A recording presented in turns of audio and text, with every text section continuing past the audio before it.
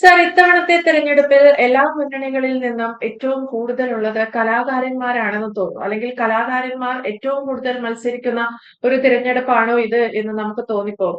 അതായത് സിനിമാ പ്രവർത്തകർ അല്ലെങ്കിൽ അത്തരത്തിൽ കലയുമായി ബന്ധപ്പെട്ടവർ എന്ന് മാത്രമല്ല, ബിഗ് ബോസ് താരങ്ങൾ പോലും മാറ്റുരയ്ക്കുന്ന ഒരു തിരഞ്ഞെടുപ്പ് എന്ന് വേണമെങ്കിൽ നമുക്കിതിനെ വിശേഷിപ്പിക്കാം. എന്തുകൊണ്ടായിരിക്കാം ഈ തിരഞ്ഞെടുപ്പിൽ ഇത്രയേറെ കലാകാരന്മാരെ മത്സരിപ്പിക്കാൻ ഇത്തരം മുന്നണികളൊക്കെ തയ്യാറായത്?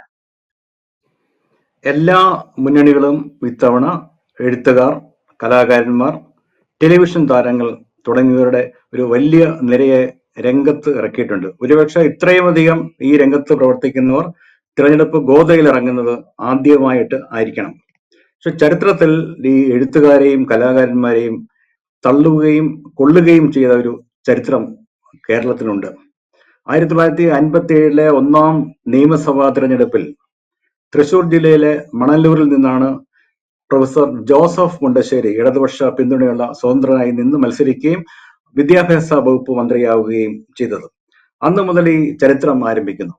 മഹാനായ എസ് കെ പൊറ്റക്കാട് 1962 അദ്ദേഹം തലശ്ശേരിയിൽ നിന്ന് ലോക്സഭ അംഗമായി.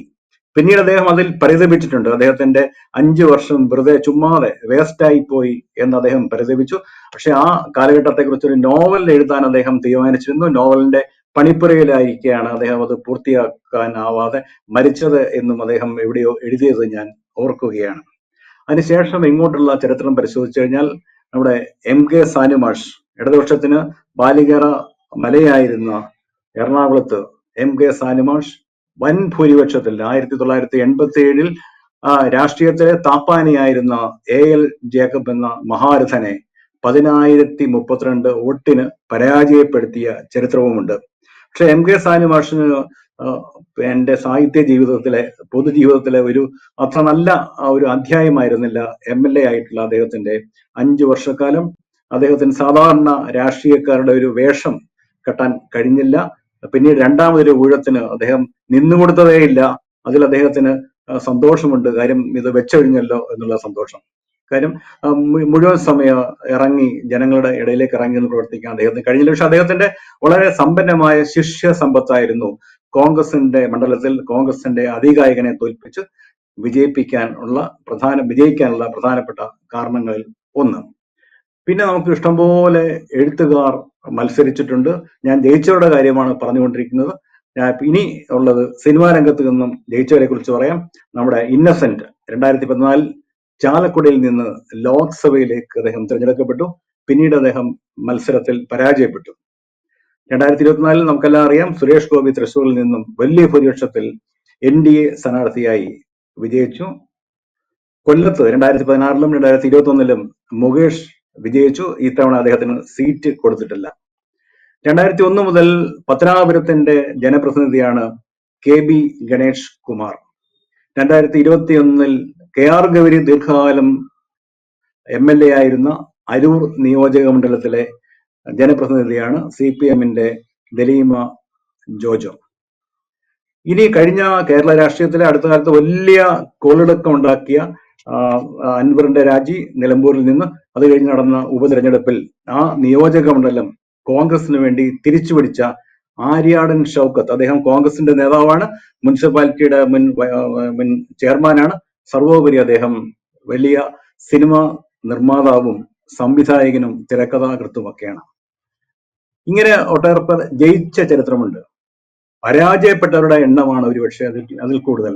അതിൽ ആദ്യം പറയാനുള്ള പേര് മാധവിക്കുട്ടിയുടേതാണ്. മാധവിക്കുട്ടി 1984 തിരുവനന്തപുരത്ത് സ്വതന്ത്ര സ്ഥാനാർത്ഥിയായി മത്സരിച്ചു. OV വിജയനും M മുകുന്ദനും ഒക്കെ മാധവിക്കുട്ടിക്ക് പിന്തുണ നൽകി. ഓരോ സ്ത്രീക്കും ഓരോ വീട് എന്ന വളരെ അട്രാക്റ്റീവ് ആയിട്ടുള്ള, ആകർഷകമായിട്ടുള്ള, ഒരുപക്ഷെ ഇപ്പോഴും പ്രസക്തമായ മുദ്രാവാക്യം ഉയർത്തിയാണ് മാധവിക്കുട്ടി സ്വതന്ത്ര സ്ഥാനാർത്ഥിയായി 2 മുന്നണികളെയും വെല്ലുവിളിച്ച് 84 മത്സരിച്ചത്. പക്ഷെ ആകെ കിട്ടിയ വോട്ട് 1786. അതിനുശേഷം 1989 അതേ മണ്ഡലത്തിൽ ഇടതുപക്ഷ ജനാധിപത്യ മുന്നണിയുടെ സ്ഥാനാർത്ഥിയായി ONV കുറുപ്പ് വരുന്നു. അദ്ദേഹം 50,913 വോട്ടിനാണ് പരാജയപ്പെട്ടത്. ഈ രണ്ട് മഹാരഥരെ, മാധവിക്കുട്ടിയെയും ONV കുറിപ്പിനെയും പരാജയപ്പെടുത്തിയ ആളിന്റെ പേർ തിരുവനന്തപുരത്തുകാർക്ക് ഒക്കെ ചിലർക്കൊക്കെ ഓർമ്മയുണ്ടാവും. അദ്ദേഹം രാഷ്ട്രീയത്തിൽ വലിയൊരു ആളൊന്നുമായിരുന്നില്ല.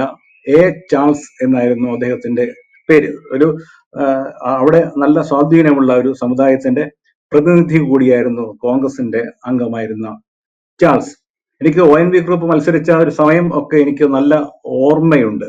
കാര്യം തിരഞ്ഞെടുപ്പ് പ്രഖ്യാപിക്കപ്പെട്ട് കഴിഞ്ഞാൽ ONV ഗ്രൂപ്പിന്റെ പാട്ടില്ലാതെ റേഡിയോ നിലയങ്ങൾ അല്ലെങ്കിൽ ടെലിവിഷൻ ചാനലുകൾ നടത്തിക്കൊണ്ടുപോവുക വളരെ ബുദ്ധിമുട്ടായിരുന്നു. കാര്യം തിരഞ്ഞെടുപ്പ് കമ്മീഷന്റെ ഒരു നിയന്ത്രണം അനുസരിച്ച് ONV ഗ്രൂപ്പിന്റെ പേരെ ആ വോട്ടെടുപ്പ് സമയത്ത് പറയാൻ പറ്റില്ലായിരുന്നു. മാധ്യമ പ്രവർത്തകരൊക്കെ, ഇലക്ട്രോണിക് മാധ്യമ രംഗത്തെ പ്രവർത്തകരൊക്കെ വളരെ അധികം ചക്രശ്വാസം വലിച്ച ഒരു സമയമായിരുന്നു അത്. കാര്യം ONV ഗ്രൂപ്പിന്റെ പാട്ടില്ലാതെ എന്ത് പ്രക്ഷേപണം? എന്നിട്ടും അദ്ദേഹത്തെ തിരുവനന്തപുരത്തുകാർ കൈവിട്ടു എന്നത് യാഥാർത്ഥ്യമാണ്.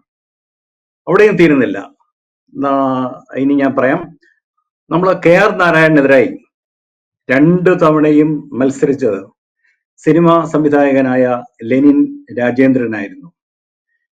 അദ്ദേഹവുമായി മത്സരിച്ചാണ് ഒറ്റപ്പാലം സംവരണ മണ്ഡലത്തിൽ നിന്നാണ് KR നാരായണൻ എന്ന വിശ്വപൗരൻ വിജയിച്ചത്.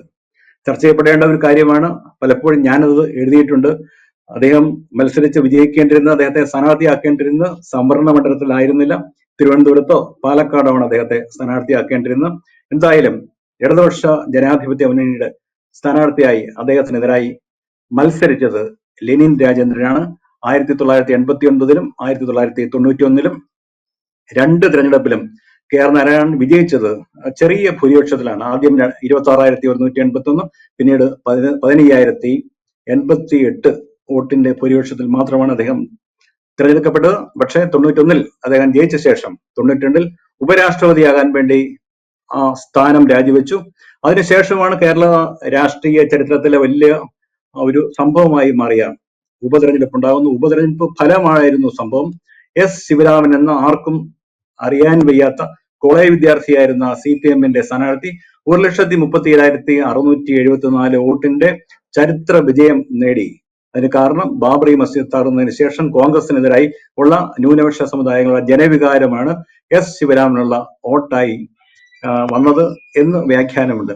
എന്തായാലും പക്ഷേ ഈ ശിവരാമന്റെ വിജയം പിന്നീട് പാർട്ടിക്ക് തന്നെ ഒരു ബാധ്യതയായി, അല്ലെങ്കിൽ അദ്ദേഹത്തിന് തന്നെ ബാധ്യതയായി മാറി എന്നതും ചരിത്രം. കാരണം അദ്ദേഹം പാർട്ടിയുമായി അകന്നു. 2010-ൽ അദ്ദേഹം പാർട്ടിയിൽ നിന്ന് പുറത്താക്കപ്പെട്ടു. പിന്നീട് അദ്ദേഹം കോൺഗ്രസ് ചേർന്നു.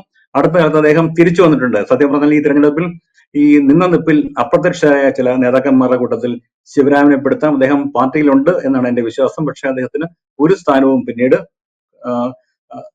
തെരഞ്ഞെടുപ്പ് ചരിത്രത്തിൽ കൊടുക്കാനോ അല്ലെങ്കിൽ അതിൽ രംഗത്ത് വരാനോ അദ്ദേഹത്തിന് സാധിച്ചിട്ടില്ല. അങ്ങനെ രാഷ്ട്രീയ രംഗത്ത് ഒട്ടേറെ പേർ മത്സരിച്ചിട്ടുണ്ട്. ഇനി നമ്മുടെ മുരളി ലോക്സഭ തെരഞ്ഞെടുപ്പിൽ ആലപ്പുഴയിൽ നിന്നും 1999-ൽ സ്ഥാനാർത്ഥിയായിരുന്നു. അദ്ദേഹം വിജയിച്ചില്ല. തെരഞ്ഞെടുപ്പിൽ വിജയിച്ച കുറച്ചുപേരുടെ പേര് കൂടി ഈ അവസരത്തിൽ നമുക്ക് ഓർക്കേണ്ടതുണ്ട്. അത് കവി കടമ്മനിട്ട രാമകൃഷ്ണൻ, ഇപ്പോൾ വീണ ജോർജ് പ്രതിനിധീകരിക്കുന്ന ആറന്മുള നിയോജക മണ്ഡലത്തിൽ നിന്ന് 1996-ൽ കടമ്മനിട്ട രാമകൃഷ്ണൻ നേടിയ വിജയം, അത് കേരള രാഷ്ട്രീയത്തിലെ ഒരു വലിയ താപ്പാനയാണ് അദ്ദേഹം മലർത്തിയടിച്ചത്. അവിടെ മത്സരിച്ചിരുന്നത് MV രാഘവനായിരുന്നു.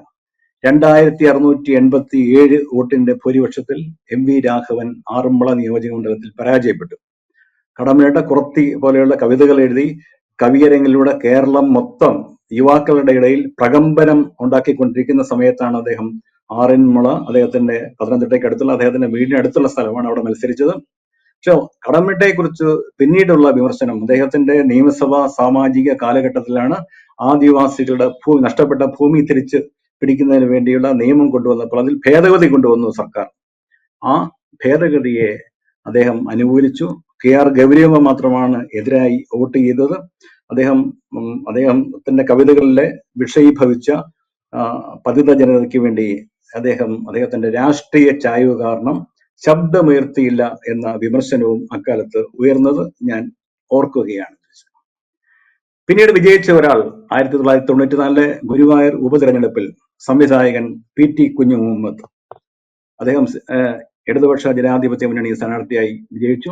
96-ലും അദ്ദേഹം ഗുരുവായൂരിൽ നിന്ന് വിജയിച്ചു. അങ്ങനെയാണ് ഇതിന് നമ്മുടെ ഒരു തിരഞ്ഞെടുപ്പ് ചരിത്രം. പിന്നീട് BJPയുടെ സ്ഥാനാർത്ഥിയായി ജഗദീഷ് മത്സരിച്ചിട്ടുണ്ട്, സംവിധായകൻ രാജസേനൻ ഒക്കെ മത്സരിച്ചു. ഇപ്പോൾ ഈ തിരഞ്ഞെടുപ്പിൽ മത്സരിക്കുന്ന ഏറ്റവും പ്രമുഖനായ സിനിമാക്കാരൻ ഒറ്റപ്പാലത്ത് നിന്നും NDI BJP സ്ഥാനാർത്ഥിയായി മത്സരിക്കുന്ന മേജർ രവി ആണ്. അവിടെ ശക്തമായ ഒരു ത്രികോണ മത്സരം നടക്കുന്നുണ്ട്. പിന്നീട് നേരത്തെ പറഞ്ഞതുപോലെ ബിഗ് ബോസ് താരങ്ങളായ അഖിൽ മാരാർ തൃക്കാക്കരയിൽ നിന്ന് മത്സരിക്കുന്നു. രമേശ് പിഷാരടി കോൺഗ്രസിന്റെ സ്ഥാനാർത്ഥിയായി പാലക്കാട്, കേരളം ഉറ്റുനോക്കുന്ന മത്സരമാണ് പാലക്കാട്. കാര്യം അവിടെ മത്സരിക്കുന്ന ഒരു സ്ഥാനാർത്ഥി ശോഭ സുരേന്ദ്രനാണ്. സുധീർ കരമന തിരുവനന്തപുരത്ത് നിന്ന് മത്സരിക്കുന്നു. റോബിൻ രാധാകൃഷ്ണൻ, അതും ബിഗ് ബോസ് താരമാണ്, മത്സരിക്കുന്നുണ്ട്. അഞ്ജലി നായർ തൃപ്പൂണിത്തുറയിൽ നിന്നും മത്സരിക്കുന്നു. എനിക്ക് വ്യക്തിപരമായ ഒരു കാര്യം കൂടെ പറയാനുണ്ട്. തൃശ്ശൂർ മണ്ഡലത്തിലെ കേരളം ഉറ്റുനോക്കുന്ന മണ്ഡലമാണ്. കാര്യം അവിടെ പത്മജയാണ് NDAയുടെ സ്ഥാനാർത്ഥി. അവിടുത്തെ LDFന്റെ നിലവിലുള്ള MLA ബാലേന്ദ്രനെ മാറ്റി CPIയുടെ സീറ്റാണ്. CPI മത്സരിപ്പിക്കുന്നത് എഴുത്തുകാരനും പ്രഭാഷകനും കവിയുമൊക്കെയായ ആലങ്കോട് ലീലാകൃഷ്ണനെയാണ്. അദ്ദേഹം എൻ്റെ ഒരു അടുത്ത സുഹൃത്താണ്. പക്ഷെ ദൗർഭാഗ്യവശാൽ നമ്മുടെ ഒരു ചരിത്രം നോക്കിക്കഴിഞ്ഞാൽ ഈ കവികളെയും എഴുത്തുകാരെയും ഒന്നും അങ്ങനെ നമ്പിയ ഒരു പാരമ്പര്യം നമുക്കില്ല, വളരെ അപൂർവമാണ് എന്ന് ഞാൻ ഉദാഹരണ സഹിതം പറഞ്ഞു കഴിഞ്ഞു.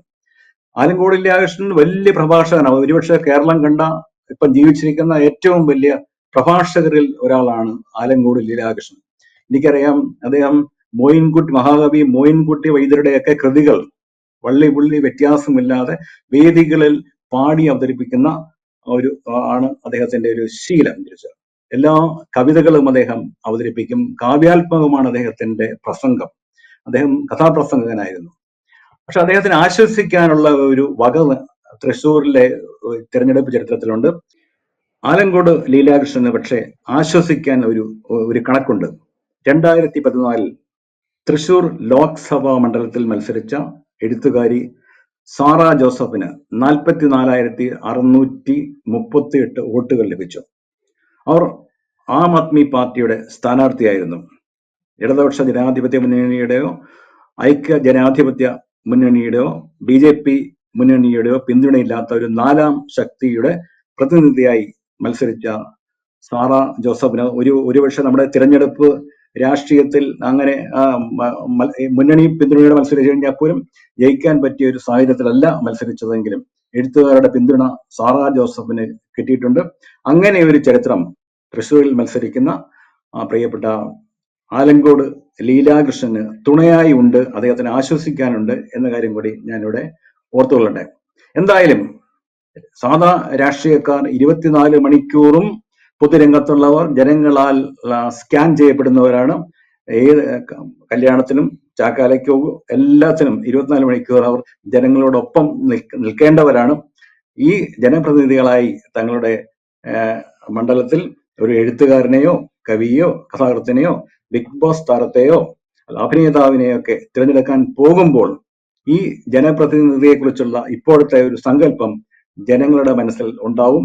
അതിനനുസരിച്ച് മാത്രമേ അവർ വിധി എഴുതുകയുള്ളൂ എന്ന് മാത്രം നമുക്കിപ്പോൾ പറയാൻ പറ്റും. യെസ്, എന്തായാലും 3 മുന്നണികളിൽ നിന്നുമായിട്ട് എഴുത്തുകാരും കലാകാരന്മാരും സിനിമാ മേഖലയിൽ നിന്നവരുൾപ്പെടെ അല്ലെങ്കിൽ ബിഗ് ബോസ് താരങ്ങൾ ഉൾപ്പെടെയുള്ള സ്ഥാനാർത്ഥികളുണ്ട്.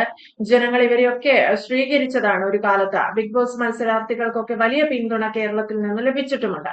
പക്ഷേ ഒരു സ്ഥാനാർത്ഥിയായി ജനങ്ങളെ സേവിക്കേണ്ടുന്ന ജനപ്രതിനിധിയായി എത്തുന്നിടത്ത് ഇവർക്കൊക്കെ ഏത് നിലയിലുള്ള ഒരു പ്രോത്സാഹനവും സപ്പോർട്ടും പൊതുജനങ്ങളിൽ നിന്ന് ലഭിക്കും എന്നത് വരാൻ പോകുന്ന ഇലക്ഷനോട് കൂടി മനസ്സിലാക്കാൻ സാധിക്കും. വ്യക്തമാണ്. Thank you sir. കൂടുതൽ വാർത്തകളും വിശേഷങ്ങളും നിങ്ങളിലേക്ക് എത്താൻ ABC മലയാളം സബ്സ്ക്രൈബ് ചെയ്യുക, ബെൽ ബട്ടണും അമർത്തുക.